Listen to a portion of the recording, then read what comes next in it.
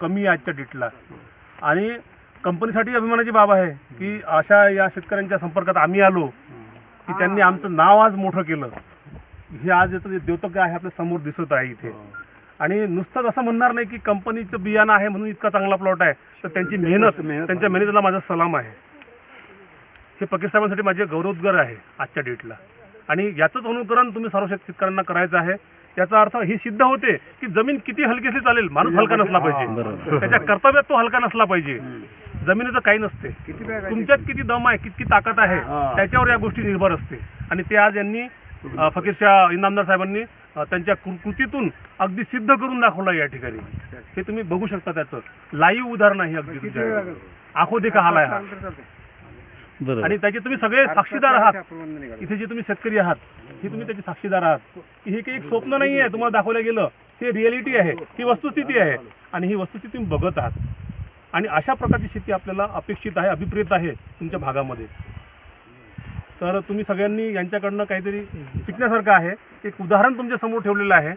आणि याचं अनुकरण करून जर तुम्ही शेती केली तर निश्चितपणे लक्ष्मीचा सदैव वास तुमच्याकडे असेल. आणि हळदीला आपल्या महाराष्ट्रामध्ये लक्ष्मीचं स्थान आहे. जेव्हा प्रत्येक पूजा कार्यामध्ये प्रत्येक गोष्टीला हळद आपण लक्ष्मी म्हणून वापरतो, तर ही लक्ष्मीच्या रूपानंच तुमच्याकडे येणार आहे. तर याला तुम्ही प्रत्येकाने अर्धा एकर, 1 एकर, 2 एकर जशी तुमची आवश्यकता आहे किंवा जशी तुमची जमीन धारण क्षमता आहे त्याप्रमाणे तुम्ही तुमच्याकडे याची लागवड केली पाहिजे. अशा प्रकारचं हे जे पीक आहे ते तुम्हाला धनवान केल्याशिवाय राहणार नाही. आणि म्हणून तुम्ही सदैव या पिकाला तुम्ही तुमच्या शेतामध्ये स्थान द्या. नुसताच ऊस किंवा नुसताच एखादं पीक करण्यापेक्षा एक मल्टिपल ऑप्शन तुमच्याकडे असायला पाहिजे. हेच मला या प्रसंगातून सांगायचं. मी बी आता सांगतो नमस्कार. की ह्यांचं माती आणि त्यांचा पैसा एकसारखा असणार. बरोबर. त्यांनी जे केले, मी पहिल्यांदा आलो होतो ना विजिट द्यायला, तर मी स्वतः चकित झालो.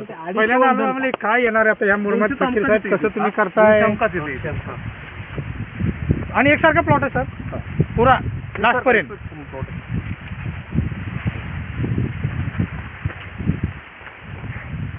ते म्हणतात ना केल्याने होत आहे रे, आधी केलेच पाहिजे. या मित्राने करून दाखवलं आहे फकीर साहेबांनी. Very good. कुठल्याही कोपऱ्यानं बघायचं, तुम्हाला कुठेही बघा तुम्ही सारखंच आहे. कुठल्याही कोपऱ्यानं कुठल्याही एक्सलंट प्लॉट आहे, एक्सलंट प्लॉट. म्हणजे या प्लॉटवर तर खरंच त्याचं चित्रीकरण व्हायला पाहिजे. आणि साम टीव्ही किंवा ॲग्रोवन नाही त्याला आले होते आपण थांबवले, त्याला थांबवलंय आपण. तुमच्या शब्दांमुळे ते थांबवले. तर त्याला आपण देण्यासारखा प्लॉट आहे. हा अप्रतिम प्लॉट आहे या भागामधला. त्याला अप्रतिम शब्द सुद्धा कमी पडतो असा प्लॉट आहे हा. नियोजन खूप छान आहे, खूप छान नियोजन